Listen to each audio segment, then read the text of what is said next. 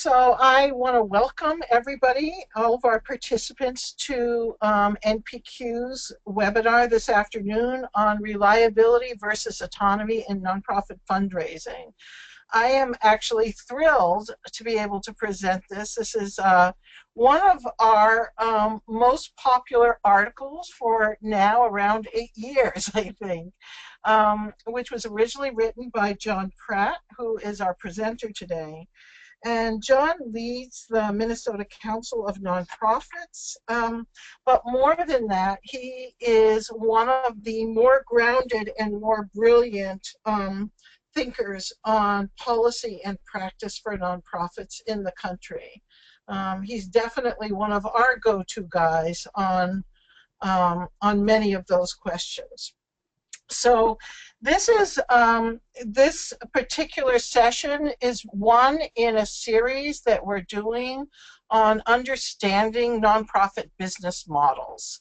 And you'll see in a while about how that fits in, but you're also going to have an opportunity to ask a number of questions after Jon is done doing his original presentation. And you'll find the question area on the right-hand side of your screen. Feel free at any point when you're listening to Jon, even if you have a clarifying question or you have a question that you want to log in for the end of the session, just go ahead and write it in. I'll be kind of managing that, facilitating that at the end. Before we go any further, I do want to acknowledge that all of you are able to attend this free today due to the support of a sponsor. And today's sponsor, as you can see on the left-hand side, on the bottom of the screen, is Your Part-Time Controller. And that is who's sponsoring us today. They have been helping nonprofit organizations in DC, Philadelphia, and New York with their accounting and controllership functions since 1993. They customize their services to your needs and perform their work alongside you and your staff in your office to build an efficient, effective financial department. Your part-time controller uses the latest data visualization tools and techniques for building dashboards and delivering easy-to-understand information to smartphones and other mobile devices. If the stories behind the numbers in your financial reports are hard to follow, their data visual teams are there to help. As a nationally recognized leader in nonprofit accounting, their president and founder, Eric Freint, will be teaching a seminar on this topic at the upcoming National Nonprofit Conference of AICPA next week. So that said, I do want to remind attendees that they can live tweet the webinar by using the hashtag NPQ on fundraising, which you can see on the bottom right-hand side of your screen. So with that, Jon, I want to hand this over to you, and I'm thrilled, actually, to be able to see you present this in person, since I've only ever seen it written out on paper. So, great. Well, thank you, Ruth, and it's great to be in this with you. And I think, you know, just a short introduction. So I work for the Minnesota Council of Nonprofits. We're an association of 2,200 nonprofits in this state, but we really share the goal of Nonprofit Quarterly to help nonprofits succeed at their charitable missions. And our shorthand is, our job is to keep the world safe for nonprofits, and part of it is to help nonprofits understand the economy and the effect of different funding sources on their organizations. So the issue we're talking about today is really an enduring one for nonprofit organizations, which, you know, if you had a guaranteed supply of money that came without conditions, and isn't this what we wish we had, which is unconditional love, these issues, which are life in nonprofits, would be extremely different. But the fact is that money is a critical factor in not just the success of organizations, but also determining a whole set of strategic and tactical decisions that they make. So there are a lot of benefits to sort of understanding the dynamics of funding, that it can It affects the organization. So, and this is really the existential dilemma of nonprofits: of we have a charitable mission, but we need money to do it. I always think of, there was a great cartoon showing Moses standing with two large stone tablets looking up at the sky, and he's saying, what about funding? And that is the challenge. But not all funding has an equal effect on organizations. So a dollar is not always just a dollar. Some are worth more than others. Some have come with more conditions. Some cost more to raise. But we reject the idea that nothing can be done. So a lot of this presentation is about surfacing potential responses, strategies, skills that would help the organization, and to help people within the organization understand sort of what is it that they face and how does that affect their decision making. And when we talk about these sort of choices, it's useful to think about some of the major revenue types of organizations where does either the majority of their funding come from, or where do substantial parts of their funding come from. 42% of funds for nonprofits overall come from private sources. This is program service revenue. Some of that comes in sort of fee for Medicare, Medicaid from government or private insurance, but it's also, this is when people pay to go to the theater or pay for tuition. Federal government and state and local governments are very important. And then a lot of the attention within the nonprofit sector does get paid to individual contributions, foundation grants, other types of interest. And certainly if you had an endowment, that could be a very reliable source of revenue, but as we'll see further on, not always. So this is a project that the Nonprofit Quarterly created to look at 10 buckets across the top. These are major revenue sources for the nonprofit sector. 10 buckets across the bottom are different types of organizations. So you see these program fees, federal government, state and local government, individual donations, and then you see hospitals, colleges, health, human services, religious congregations. If you look at the yellow line, individual donations, $233 billion in one of the years we studied, you see a majority of that goes to religious congregations. The key question here is, what's your activity area? And that has a lot to do with your revenue profile. So here's some of the major revenue sources: individuals, corporations, and then down at the bottom you see a somewhat more complicated picture. And this is the challenge of nonprofit management, is complexity. Each of these funding sources has a different set of transaction costs, timing issues, conditions attached to funding, costs to raise the funds, and so understanding how does this affect our organization. And diversification can seem like a good thing, but if each one is a completely separate business line, it ends up being an enormous management challenge.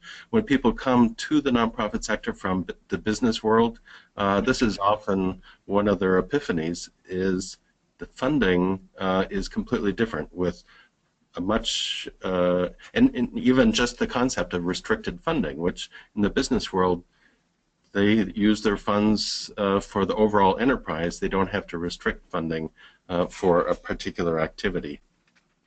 So, and as I said, endowments are great. If your college or university or arts organization had a big endowment, to your hospital, if you look at the red line and the red on the right side of this chart, here was a year where it was very high. Then in the recession, actually people lost money, and there was minus $3 billion in 2009. So that even that source can be unreliable. So, and this is sort of the two key issues we want to focus on, is reliability and autonomy. So in an ideal world, our money would be reliable, and we'd have complete autonomy over its use. The reality is different, obviously. So reliability is the extent to an organization can predict its revenues to make decisions year to year. And this is really, we would say, we want nonprofits to be independent centers of initiative and creativity that can tap the expertise and idea of their own community and use that creativity to innovate, do exactly what's needed. But that's most possible if you have reliable funding. And then autonomy is sort of freedom of movement, is to what extent are the organization's revenues free from conditions set by funding sources that would limit its programmatic decisions. And then we can take these two factors and set them out on a grid, an axis. So reliability, high, medium, and low on the left side, and autonomy at the bottom, low, medium, and high. So each funding source could fall in a different place on this chart.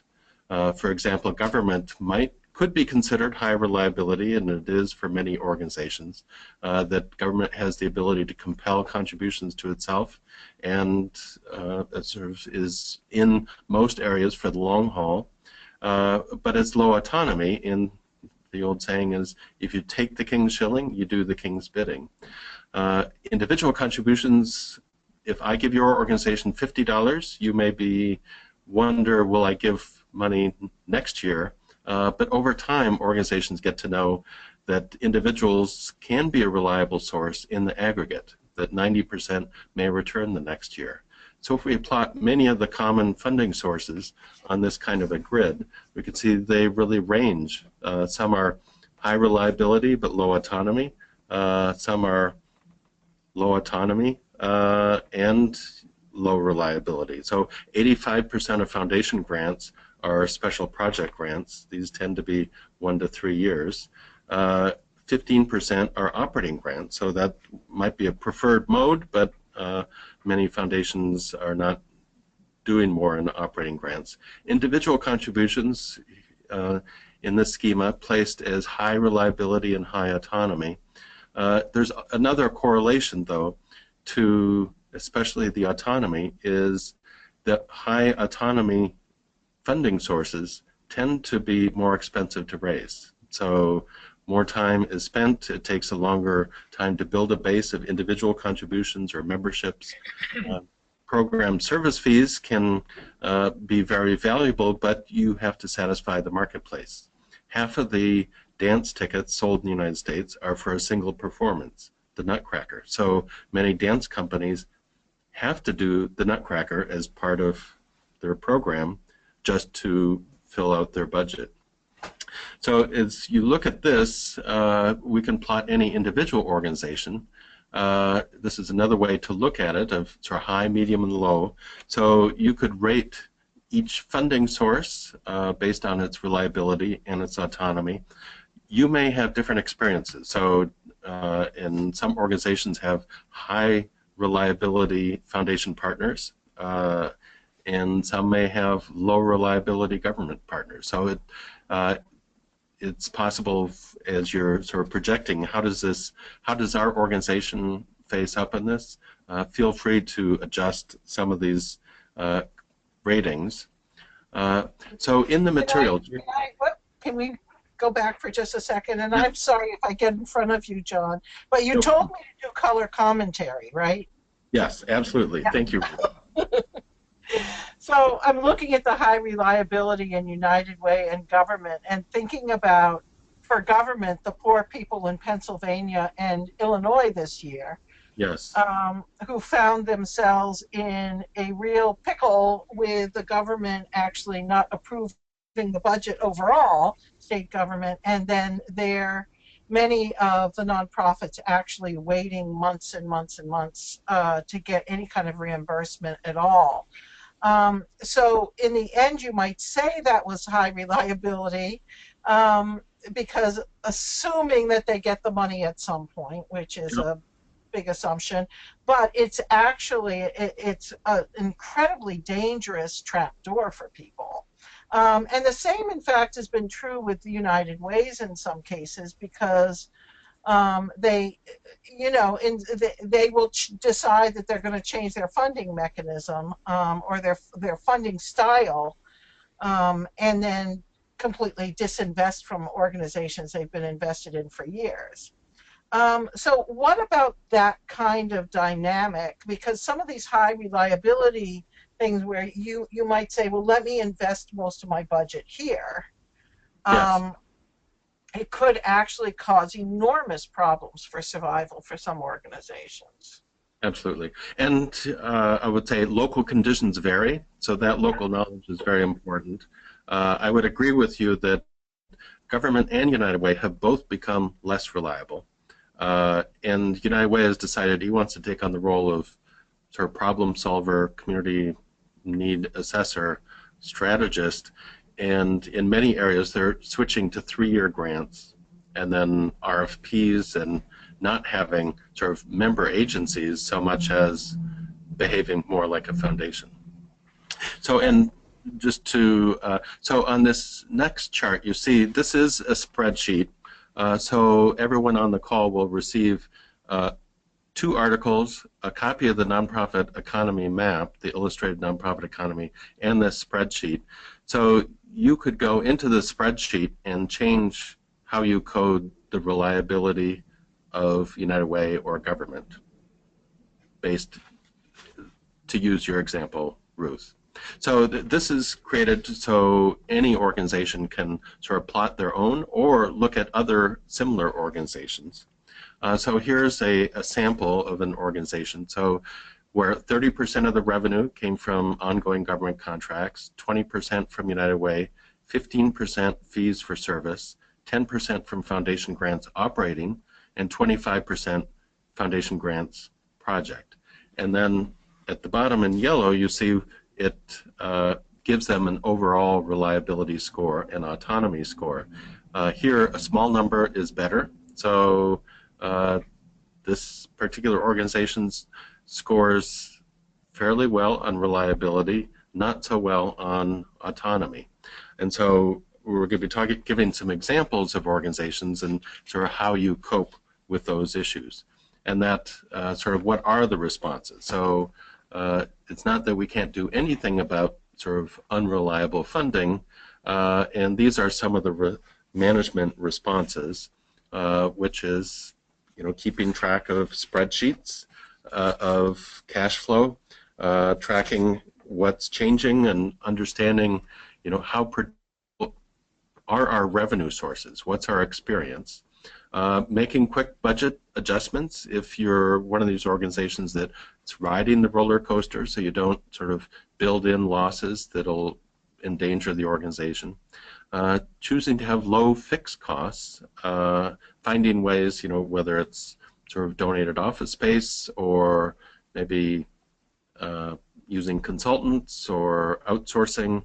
Stockpiling is the idea that, well, if you're dependent on, say, if you're a steel company, you may want a big pile of iron ore next to your plant just in case iron ore becomes scarce for your organization. So stockpiling would be, you know, organizations with rocky budgets may need bigger reserves, and then even build that into the budget of, say, board operating reserve is a line item that the organization contributes to every year. And then for low autonomy, and this is a tougher nut to crack, for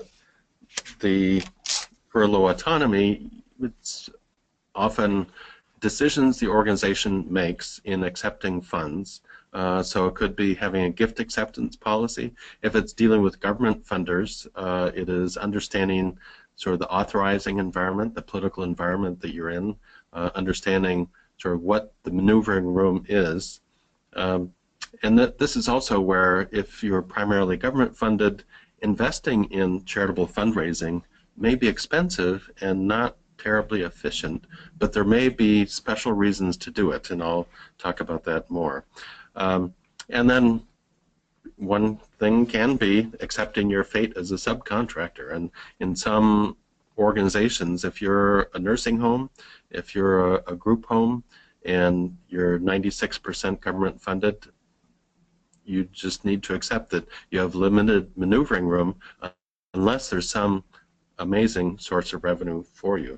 And Ruth and I both know an organization that somehow was granted the rights to receive all the funds from a pharmaceutical invention for a period of time, and they just have guaranteed income, and that would be the ideal. Ruth, do you want to say anything about that?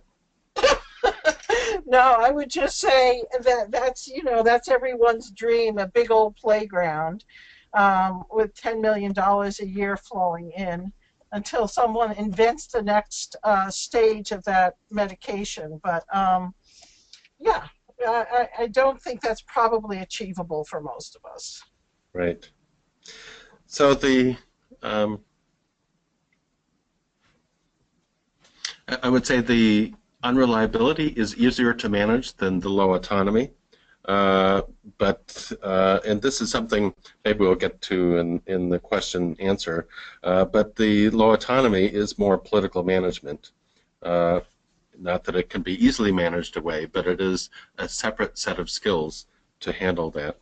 So I want to talk about some examples of organizations and how this plays out within organizations. So I'm going to talk about 4 different organizations. The first one is Living Well Disability Services. It's a 41-year-old nonprofit in a suburban area, founded 1975, has a $19 million budget. It sponsors group homes, has 800 employees, 200 volunteers. It's 90% Medicaid money for the organizations, 2.2% charitable income, and 1.5% investment income.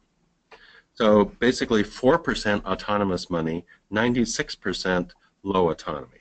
It is high reliability, but there are a lot of constraints, and actually this organization was very concerned about the new Department of Labor overtime rules and the fact that it would have on their employees who they may be overnight workers in group homes, and they may be working overtime and would qualify for payments. This organization has such a thin margin from the funds it gets from Medicaid reimbursements. They and other organizations like it persuaded the Department of Labor to delay enforcement of the overtime rule for them for 34 months. So in this case, the federal government was recognizing just the lack of flexibility that this organization has, and what they needed was time to convince state and federal Medicaid officials to increase their reimbursement rates. So they'll be mounting a very large advocacy campaign. So why does this organization need 4% flexible money? Well, that's actually part of the reason. So they do have a chief development officer who's paid $100,000 a year. Their charitable contributions total raised is $400,000. But so this 4% is important to them to participate in outside organizations, perhaps to lobby with their non-federal funds, and to have some flexibility for other organizations' operations. So it's worth investing to get. Their net from their fundraising activities, it cost them about $200,000 to raise that $430,000. But they make a decision then to invest in something that will increase their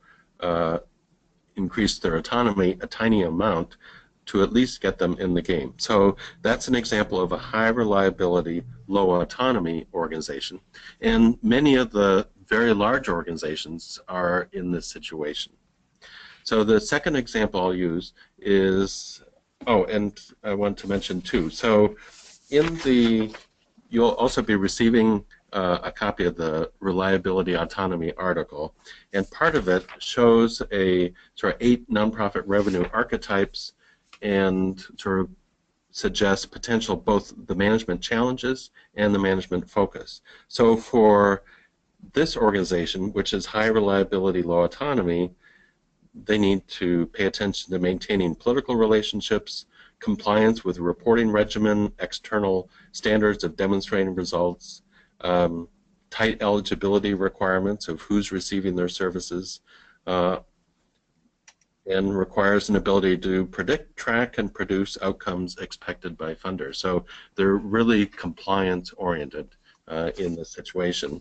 And for each type of organization, where you are on autonomy and reliability also gets to what management skills are required within the organization. So the second example is an arts organization. The Jungle Theater was formed in 1990, so it's 26 years old, has a $1.5 million budget.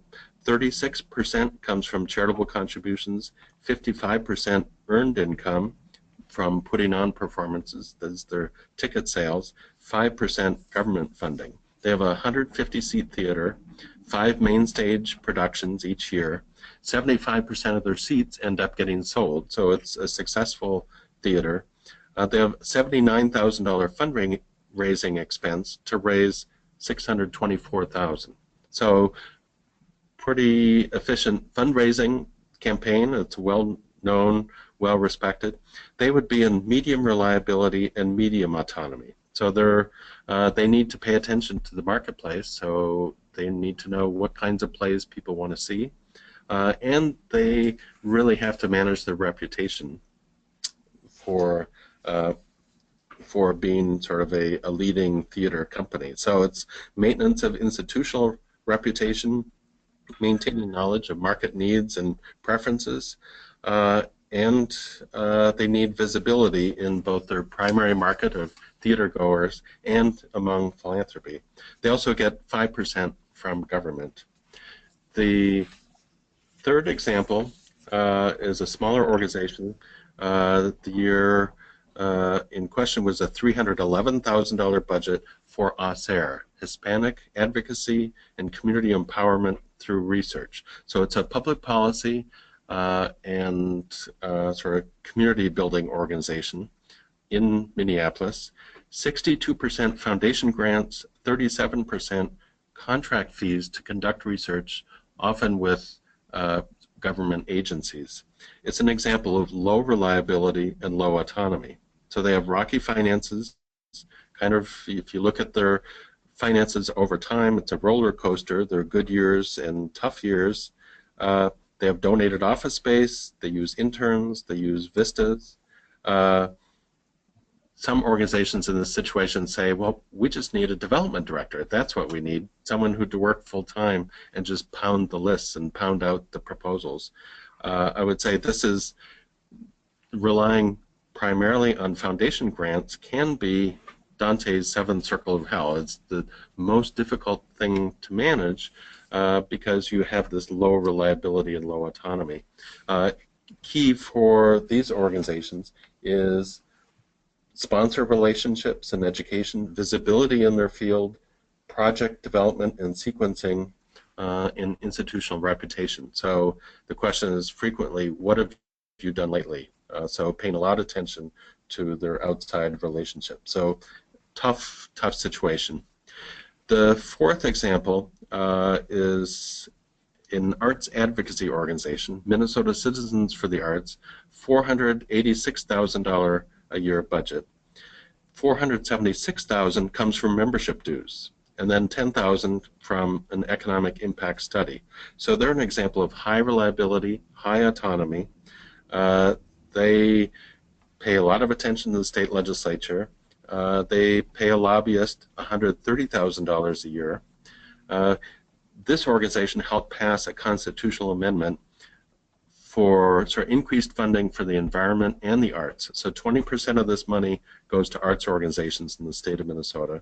It adds up to $50 million a year, making Minnesota the highest state in the country for per capita government spending on the arts. So successful organization, sort of its community is very pleased with what they produced in getting a constitutional amendment passed.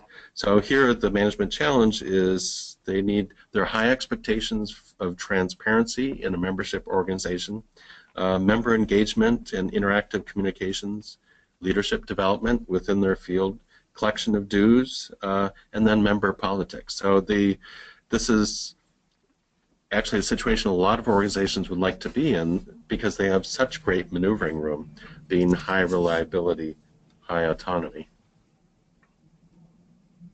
So once you've sort of calculated and sort of examined an organization to see where does it stack up, how does its revenue profile, what does it say about the organization and its future choices. And we think this is useful in a number of ways.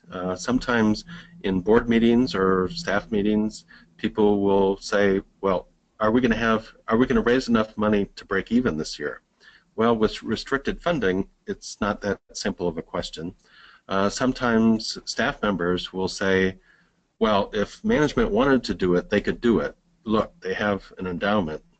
And so having better understanding throughout the organization of what decisions are available to us and what's our actual situation and constraints that we operate under. So this can be useful for the board, for management, for negotiating with funding sources.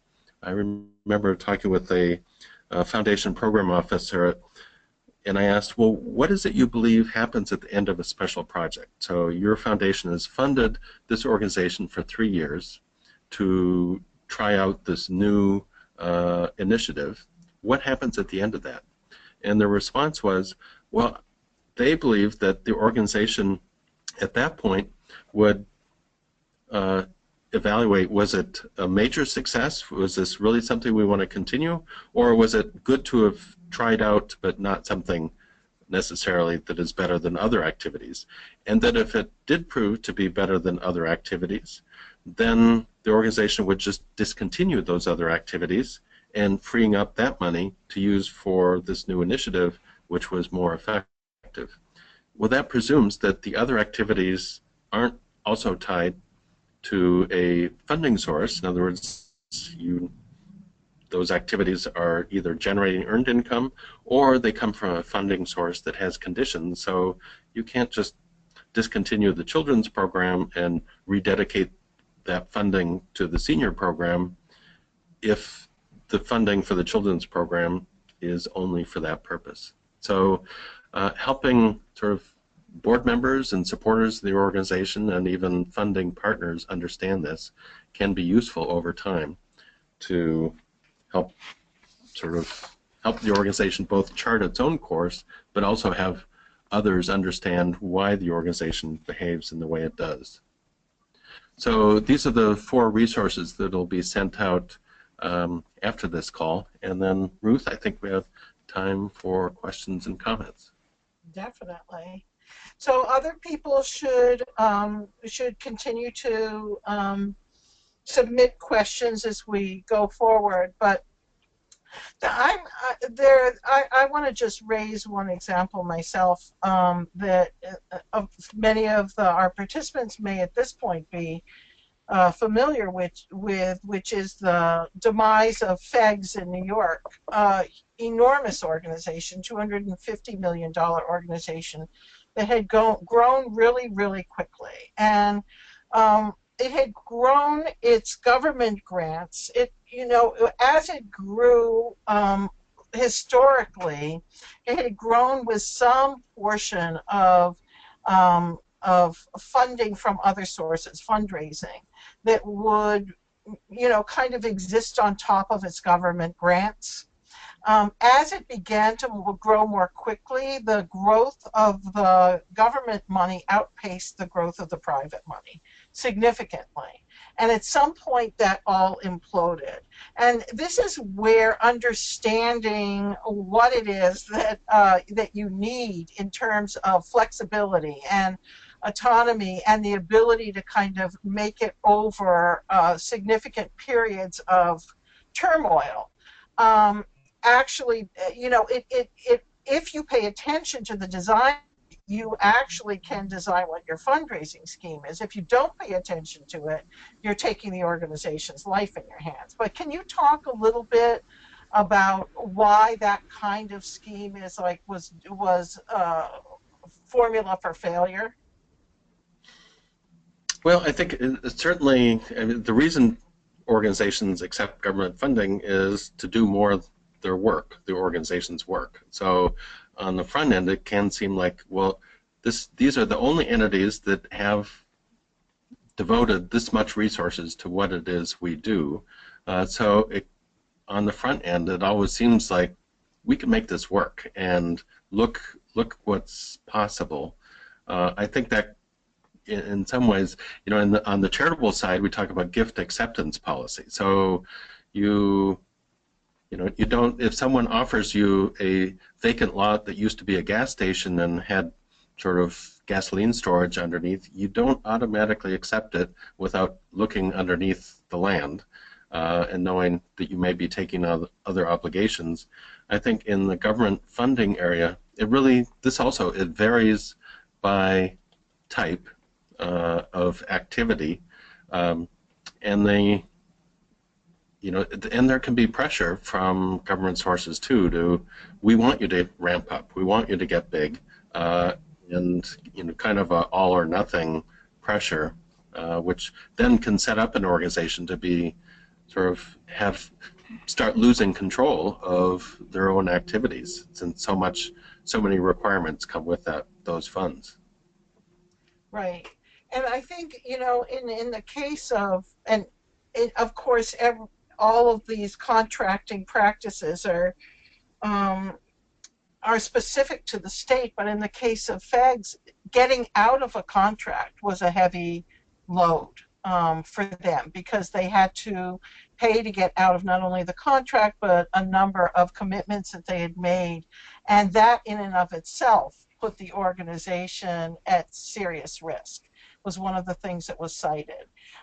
So building up a source of reliable funding without any flexibility at all is really kind of a management no-no. You would agree? Yes, but these are sort of bargains with angels and bargains with devils, and sometimes it looks reliable on the front end, and I would say, like in the state of Illinois, which you cited, the Lutheran Social Service in Illinois has cut back its programming by 50% due to cutbacks from the state of Illinois, and they had a reliable partnership until they didn't. Right. Similar thing happened in Wisconsin. So it is, and that's the point you made at the beginning too, is that there is some shifts going on in monitoring. That's often the concept in strategic planning, is doing the environmental scan of, and I think sometimes would be good for those kind of evaluations to look underneath the funding sources, including, are your funders financially healthy themselves? Mm-hmm. There was a question here that I just thought was incredibly interesting. Somebody asked, with low autonomy, do you even need an organizational strategy? So, well, yeah, because you could just be a subcontractor, and I would say there are some funding sources that see their role as, we'll take the guesswork out. Yeah, you don't have to. We have the strategy. We just need partners. Well, what the question made me think about was youth villages, which actually had grown quite a bit as a series of residential homes for adjudicated youth. And at some point, the executive director told me at some point he realized that he was running into a lot of the kids that had been through his programs on the street, drug addicted, homeless, after they had passed through the foster care system, including youth villages, and that he realized that although the organization was completely stable and was doing well financially, that it was not doing what it should have been doing for the young people. And so in that situation, it's okay, you may not have a strategy and you may be doing what is being required of you, but is the organization doing what you meant for it to do? Mm-hmm. And so I think there's a whole question about the autonomy allows you some ability to observe what's going on the ground, and to change things. In their case, they just went on a lobbying spree, in the most broad sense of the word. Taking a slideshow from one public hearing to another. until they had made their point and managed to free up some money. But I think there's a whole part of the work that has to do with, are we doing the right thing, or for the people that we're working with, or are we doing the right thing for the organization, and measuring off what do we need resources to assure.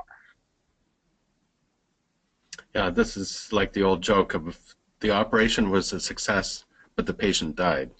Right. And I think there's another youth serving organization in San Francisco where they had received all kinds of awards. They were heavily funded and respected by all the funding sources. And the new executive director started doing interviews with clients and former clients and said, well, everything's going fantastically with this organization. We just have to find out why the kids we serve hate us. Yeah. This gets to the whole issue of the third-party payments and muted market, that for organizations that do take money from one source to serve another population, the translation of what's good for that group of people can get very tough. And that's when autonomy is enormously important. I have another question here, Jon, and I think actually where you and I started talking about this was, why are individual donations in your chart categorized as high reliability? And I think you very quickly said in the aggregate, but can you explain that more for people? Sure. So if I give your organization $50 this year, and you have 1,000 other donors, over time, over a series of years, you'll realize, say, 85% of our donors return the next year. And over the course of the year, we're able to replace that 15% who leave with new donors. And so if you look at our membership dues income over a period of years, it can be relatively stable. So, and I would say this is experience for many organizations. The biggest challenge is the slow build to get it to that stage of having enough people who know about the organization and keep hearing about it in ways that inspire them to be donors. Right. So there are two skills bases to that. One of them is recruiting donors, and an even more important one is retaining donors. And that it is an expensive endeavor, but it can in a lot of cases provide a stable and even slowly increasing pool of money. And the really good thing about that money is that if you construct it properly, it will not interfere with your autonomy, because people are giving to you because they like what you do already. Right, and if you're a $50 donor, you're unable to attach too many conditions to it. If you're a major donor, some people, we think of Duke University. Duke University changed its name when a donor said, I will give you this big pile of money if you change your name to Duke University. And so they...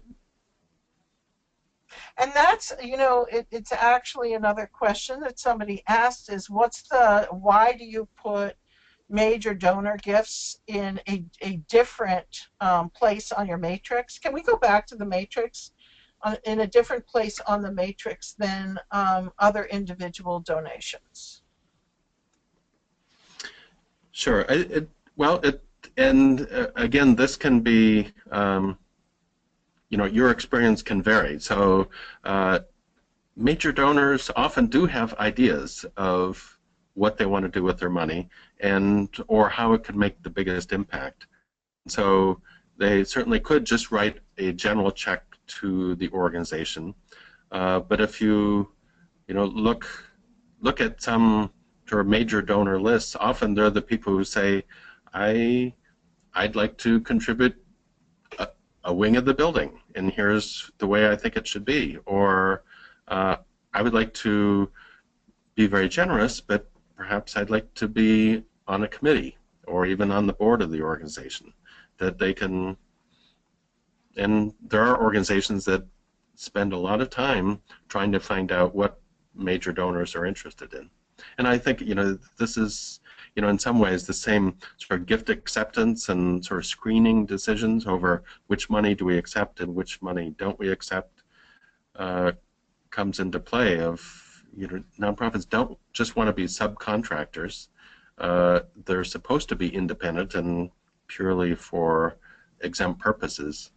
So I think there are a lot of delicate decisions underneath each of these funding relationships. Yeah, it's never going to be a straightforward, okay, we're categorizing this on this level of the reliability and autonomy scale. You've always got to be understanding how these things interact with one another, because there's even there's a long discussion in the sector about whether or not government actually creates a crowding out effect. Government money creates a crowding out effect in certain fields, making it harder to raise money in that field. So that there are some risks involved with that, with taking heavy government grants. But to go back for a minute, you were just talking about gift acceptance policies, and I want to go a little bit further into that and just talk about when you look here at the low reliability, low autonomy block, you'll find foundation grants in there, foundation project grants particularly. But can you talk a little bit about some of the destabilizing effects that you've seen occur in organizations that get large gifts, particularly that don't extend over time? Because I've seen any number of organizations really, kind of commit suicide this way. Yeah, and sometimes whole fields of organizations that, funding can create incentives to change behavior. And so if tomorrow, Ruth, you decided to put $100 million into boys' choirs in the United States, I predict within 2 years we would have an explosion of boys' choirs. And so some of the foundations are capable of redefining a field. The Gates Foundation did a major initiative on sort of small schools, convincing school districts to sort of adopt strategies to have smaller schools because they felt that student performance would be increased.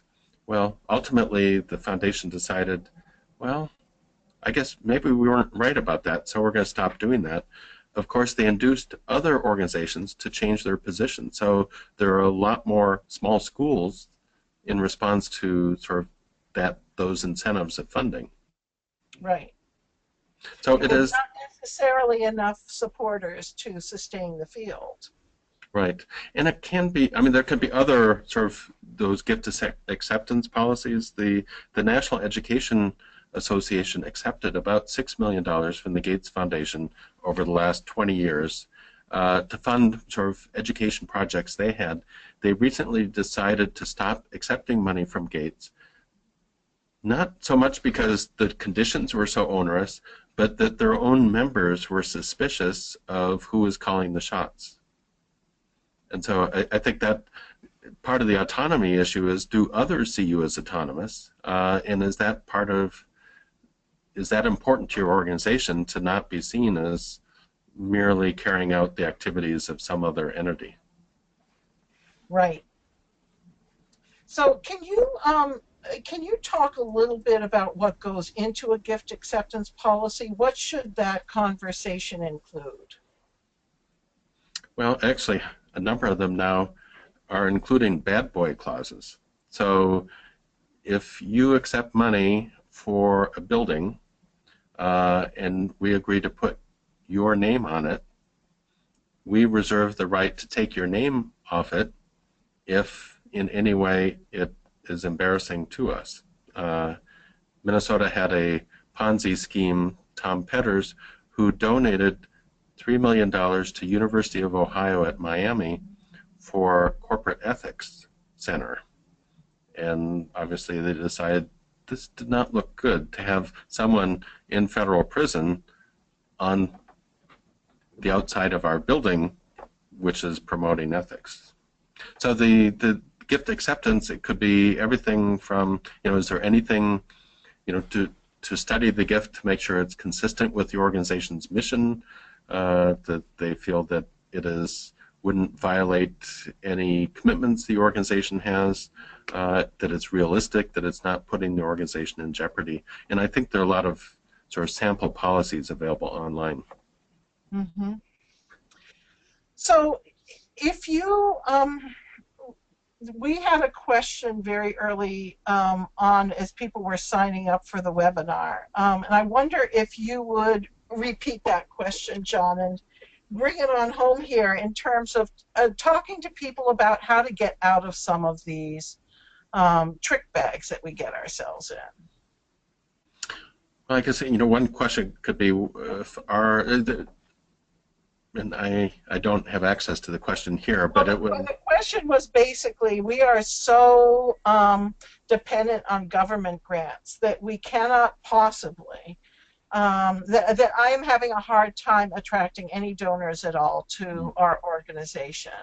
How do I begin to turn this around?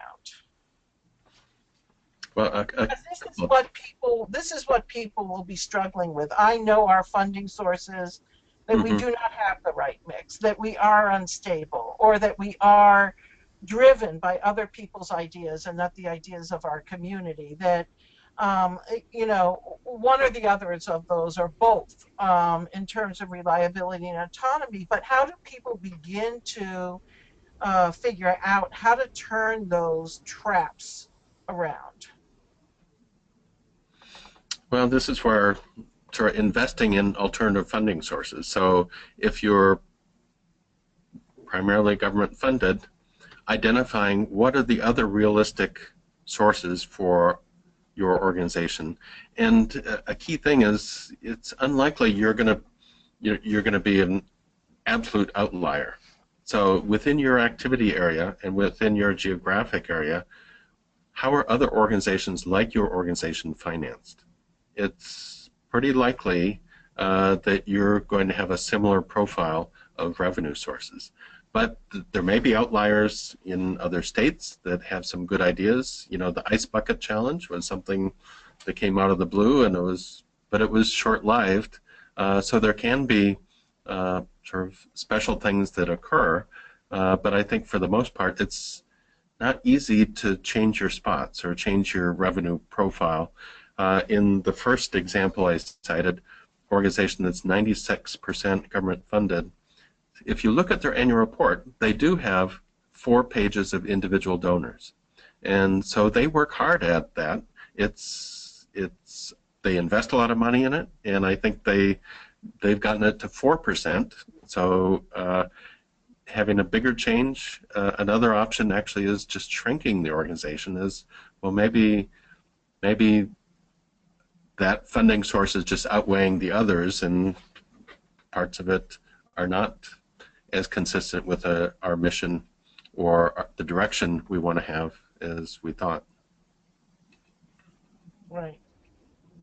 So I wanted to just kind of sum up here that really what we're talking about when we're talking about finding a balance between autonomy and reliability is making decisions about who runs our organization and whether or not we feel comfortable about who makes decisions for the organization. So if you are primarily contracted to do a particular task that has already been defined, and you are comfortable with that task, then what you have to think about on top of the task is how do we make sure that we have enough in reserves and enough in other kinds of capital to be able to stay ahead of the game in terms of providing a really good service.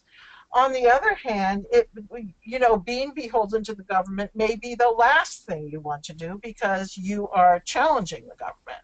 And Hmm. so people's perception of you taking government money, if you are part of your mission is to challenge the government, would in fact eke away at your support base. And so And all of that these are not pure financial decisions, right. right? No, Yeah, there are larger strategies, and sort of the perfect example of that was Acorn, which right, was started out as a sort of low-income advocacy organization, ended up being primarily government funded, and then when government pulled its support, the organization collapsed. right. And there's any number of those examples. And so I think that the strategy that the first step of any strategy is to understand who you want to be accountable to, and why, and then how you want to kind of balance that with other accountabilities. And at that point, you can figure out, well, where should our money legitimately come from, and what kinds of lines of accountability should we have. For some of us, we want to be completely accountable to our public. And so that would imply that we want to go after individual donations in a really big way, mixed in with some other stuff. For others, we may want to be accountable to the public, but feel pretty confident that government represents the public in defining a particular level, a particular kind of service, and then we may feel comfortable in taking primarily government funding. Um, Foundation project grants, boy. I should add one more thing, which is, but we do have freedom to decide what to submit Right. to come up with the idea for the project. So it's not that these things just fall on top of us. People are making decisions all along the way. Certainly guidelines have a big effect, and conversations with the foundations have a big effect of what goes into those proposals, but no one's making you submit them. People could potentially think more about foundation money as being capital, um, but not the end game, in terms of sustaining an organization over a long period. Some organizations find themselves lucky enough to be able to do that, but you still have the accountability question. Any Yeah. final words, Joe, before we end the Well, I think, webinar? yeah, I mean, a lot of this is about the value of surfacing the conditions attached to money, and having a more open discussion. And this is sometimes we're a little bit like the fish that don't know that they're in water. Uh, just looking at these funding streams and be able to see the effects they have on the organization, I think is both healthy and will, could contribute to better decisions. Right. So I want to thank everybody for coming today. As I said, this is part of a series we've been doing to clarify what the elements are in understanding our own business models. We have a number of other um, other webinars on our site, including one about creating good dashboards, which is just absolutely excellent and would be a really good match for this. But feel free to suggest other topics that you think that you want to find out more about, and we'd love to hear from you in terms of any questions or any needs that you have. Thank you very much for coming. And again, I want to thank the your part-time controller for sponsoring this so that it would be free to you. Thank you. Thank you, John. Thanks, Ruth.